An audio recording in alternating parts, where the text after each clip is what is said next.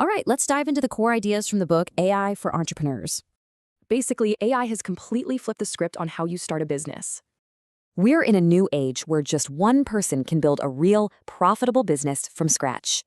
First things first, you need a team. But here's the twist, it isn't human. This is what's called your AI stack.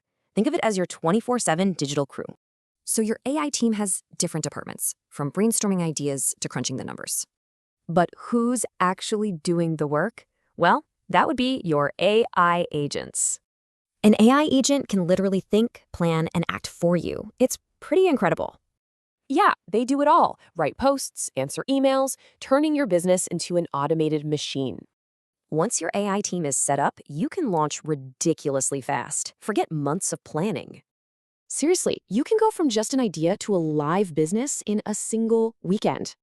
Get this. One founder sold a simple toolkit and made this much in only 2 days. Okay, so after launch, the goal is to grow your income, not your workload. So instead of hiring people, you just add more automated tools. It's a total game changer.